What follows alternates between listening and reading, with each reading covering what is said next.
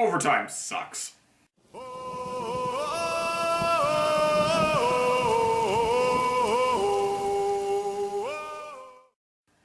everybody, Hawk here.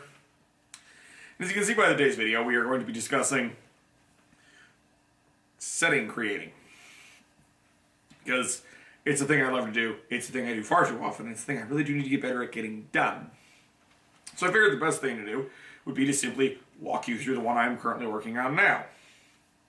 Which is called This World They Left Us, or The Sheltered Lands, depending on if you want to use the out-of-universe or in-universe versions of the words. Now, there's multiple ways in which to go about creating a setting. But all of them start the same way, with this kernel of an idea in your head. Whatever that idea is. The idea is probably what they call the elevator pitch. It's the short, sweet version, descriptive term of what your setting is. In my case, it was a world in which there was a massive god war. All the old gods got wiped out, and you are simply left with extremely powerful but not godly creatures that then become revered as gods upon the mortal plane. Most of them reside on the mortal plane because there's not a whole lot left. So that's where mine started. Now, there's a couple of ways you can go from just that idea in my head, because this setting is an E6 D&D setting. For what those of you that don't know what that means, it stands for Epic 6, and Epic 6 means you stop leveling at level 6. That may sound crazy to you, but if you think about it, it's based upon the theory that Gandalf was a level 5 wizard, or as I prefer, a level 6 bard. Frankly, he fits bard perfectly. It's crazy. I'm aware he's a magical god being thing. Angel. That's what I was going for. He's an angel. Sort of. I get it. He's not actually a wizard. I understand this. But he fits a bard. Like, if I was making Gandalf, I'd make a bard. And he'd probably be about level 6. Because as in most fantasy settings, things hit about level 7 or 6 to 8 in D&D, and then after that you kind of walk off into either crazy superhero stuff or crazy shonen anime stuff. Which is fine. It's just if you want a little grittier or a little more down-to-earth type of fantasy, E6 is you go to level 6, stop leveling, every 5k XP you get after that, you get a feat. It's a lot of fun, actually. I love that particular style. So it changes how I build my world, because I'm building it for a game instead of building it for a book, or any other reason you're building a setting. Now, I either start with a myth cycle, which is, starting with an explanation of where all this species came from, why the land is the way it is now, nice little historical timeline. Or I make up several cultures, make geographical locations around them, and then slap them on a map and then figure out how they all interact with each other. The other way is make a map and then stick in cultures that make sense in various locations on the map. So there's your three ways of doing it. A mythological creation story, so and on the seventh day God rested type stuff, God made the world, whatever, or gods made the world, or this is how this race was created, and you can kind of go through all of that. That's usually backstory stuff for me. Very rarely is that the core element of my world. Most of the time it's not. It's usually that's usually the second step for me. But it's a good way to do it, because if you start with, and the orc god Grokamak forged the first orc from stone and mud, and gave a spear in his hand and sent him off to war or whatever, you get a pretty good feel for who orcs are, where they came from, and why they act the way they do. It's really nice, because it's good for you, because you, the creator, then have a good idea of the orc psyche. Not my preferred way, because I just feel it gets a little cluttered if you jump in on that end. But hey, more power to you if you can build a great setting off of that.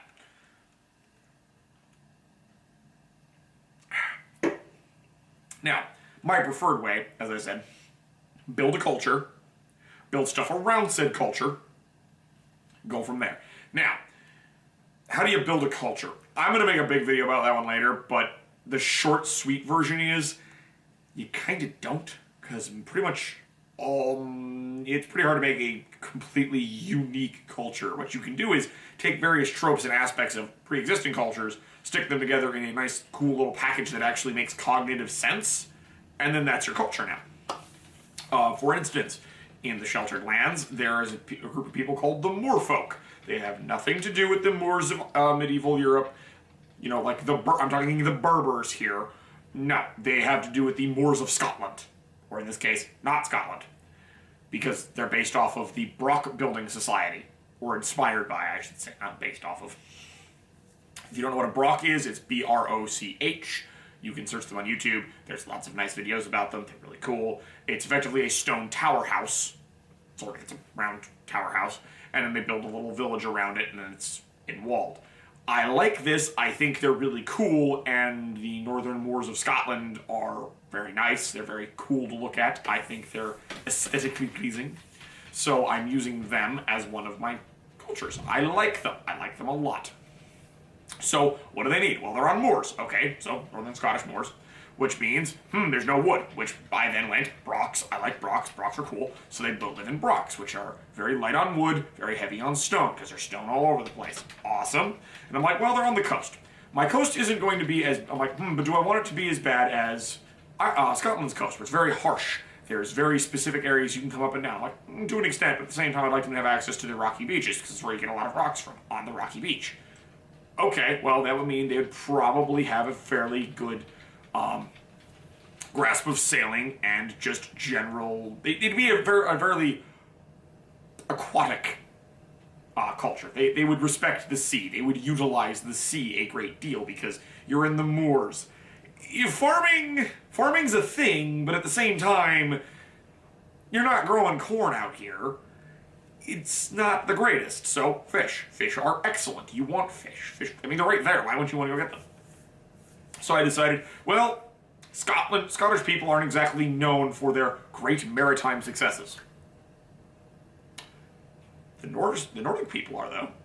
So I decided, maybe I'll throw in a couple aspects of that. Maybe I'll toss in some giant two-handed axes while I'm at it, because giant two-handed axes are freaking cool. Maybe I'll throw in some Viking aesthetic, and then give them longboats. I like this. I like this a lot. And then I decided I was going to turn down the warlike nature, because it didn't make sense. It didn't make sense because they have them living in Brocks. Well, Brocks aren't that big.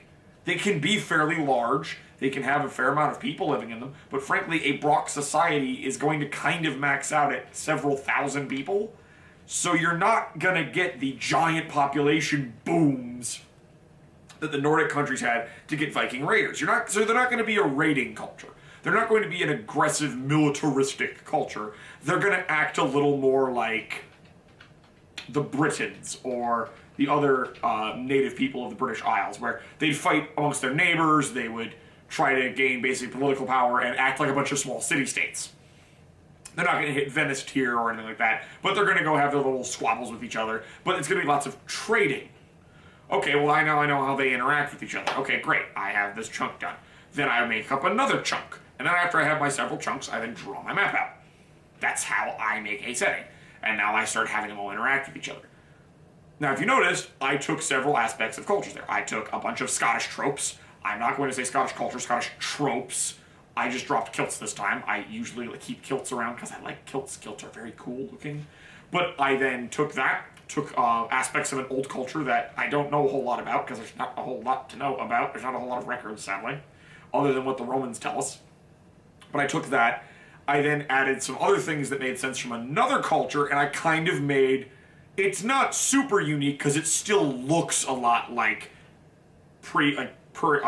medieval era or early or late antiquity Scottish culture. It looks a lot like that, but it's like, oh, they just added longships. It's like, yeah, true. It does kind of look like that, but at the same time, it's not. They're a little more interactive with the world around them. They're not kind of off on the fringes of civilization, even if they are, but people know about them. People talk to them. Because they're traders. They're on the ocean. They have very nice boats. And that's the thing you gotta know. Now, could I have just taken the Roman Empire, just plop them down somewhere? Sure.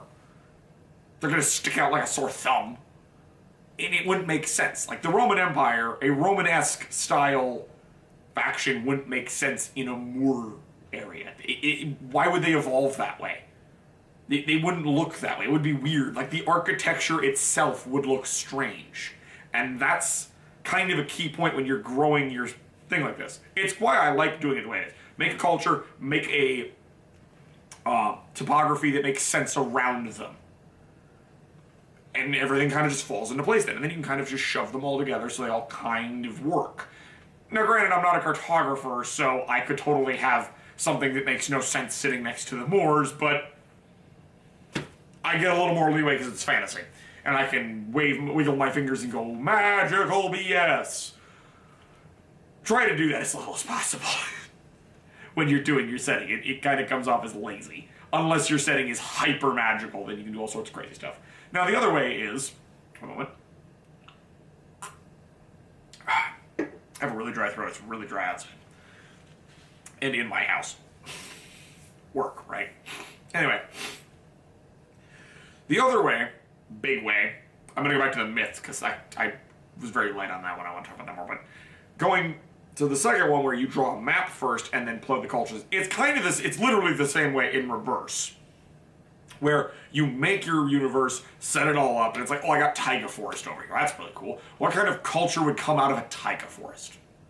And then you think about that for a while. And then you think some more. Now, taiga forests are cold. And there's lots of trees. So you have lots of wood to work with. Well, wood's good. Wood's very good. How agrarian would they be?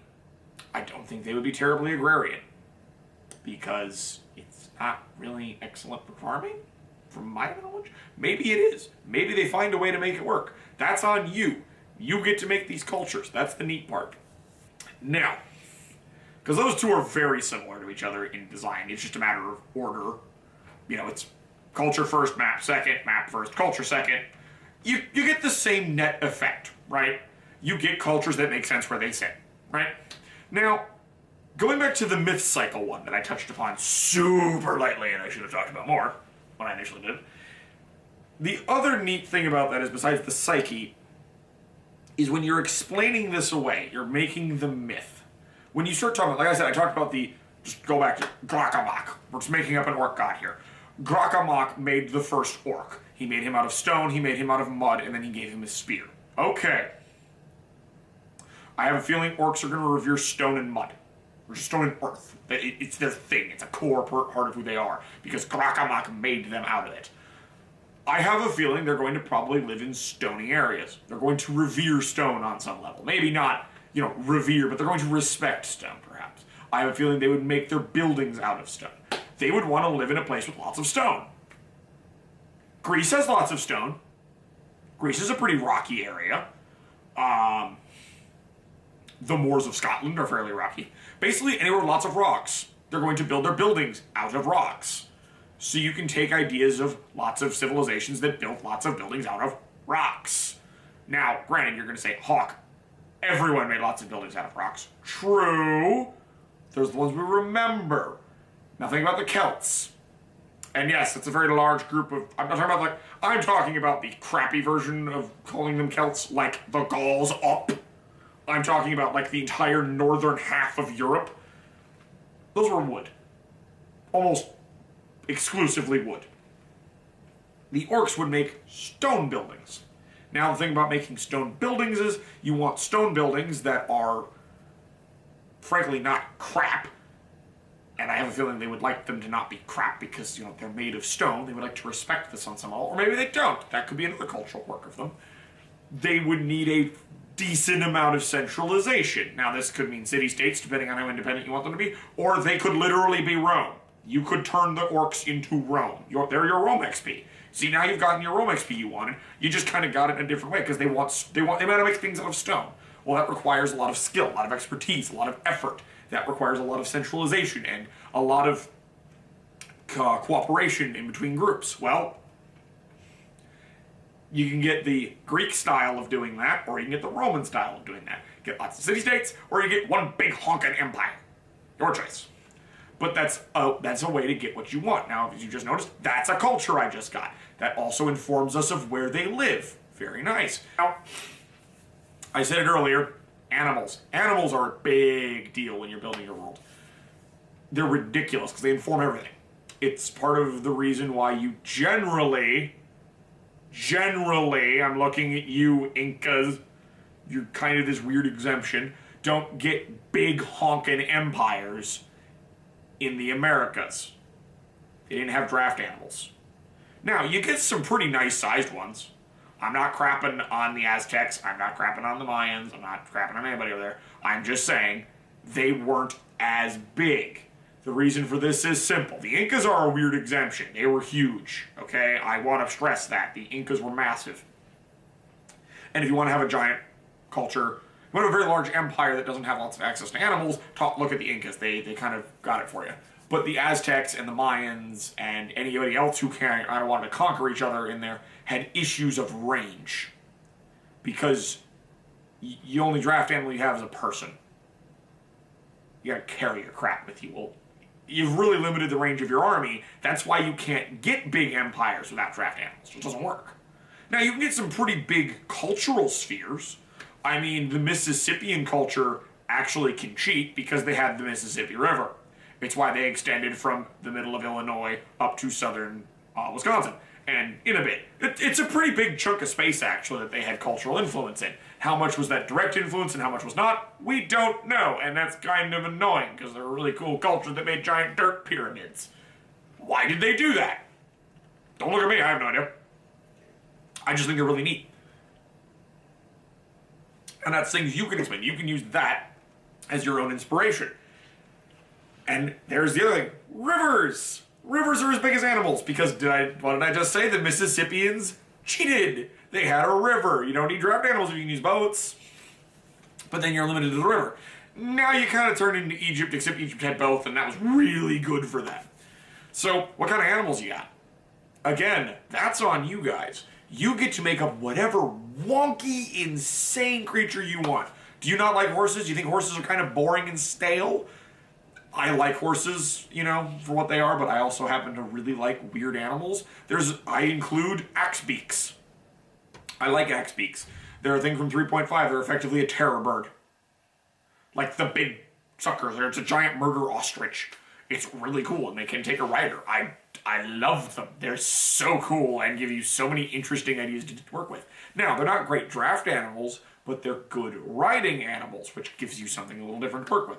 So this would be an interesting one where they wouldn't be really great for pulling things, except maybe a chariot. Because you know me, I love my chariots, so I gotta find a way to put them in there. But they'd be good for sitting on the back of, kind of like an ostrich, and you can ride them. Now, they'd only really be good for light cavalry, so that really does limit you. But that, again, puts various specifications in here. In another setting, there are no bony fish in the ocean that aren't sharks. They are replaced by macroplankton. You heard that correct. Plankton fill the role of bony fish. They go from about that big to plankton size. Arthropods have taken over the ocean again. Now, a time in Earth's history already had this, so I took that as inspiration. Except there's sharks that exist now, and they're just kind of filling the top predator niche because they can.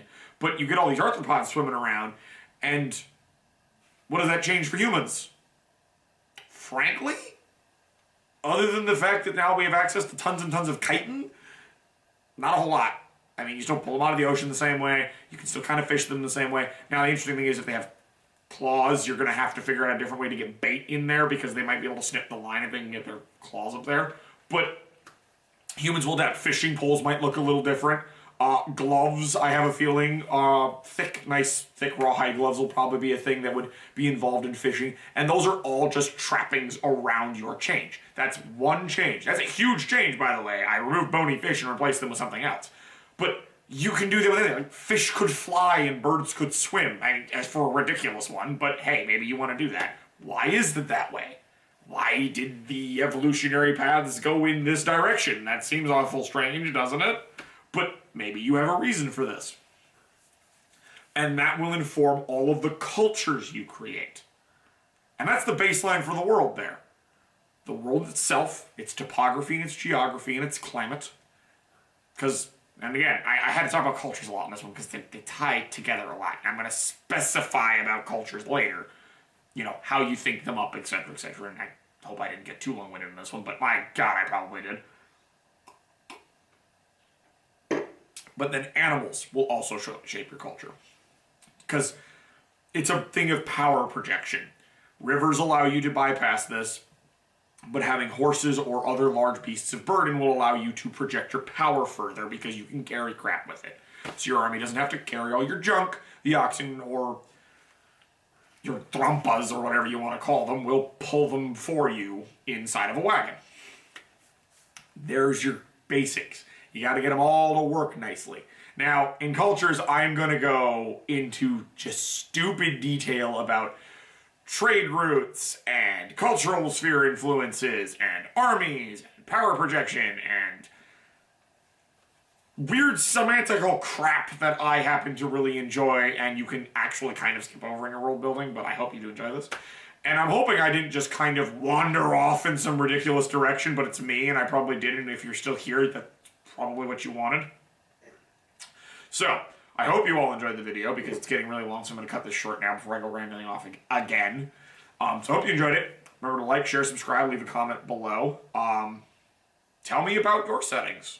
Tell me about the crazy stuff you guys have come up with. Have you ever done the daunting task of replacing every fish in the ocean with a bunch of large arthropods that you then realize you had to name? Because, my God, I realized I'd have to come up with names for fish species because I'm still calling them fish because, frankly, I could never come up with a nice alternative, so it went, screw it, they're fish now. And now my players can be shocked by the fact that fish now have shells and claws. But yes, tell me about them, everyone. And remember to have a good day. Peace out.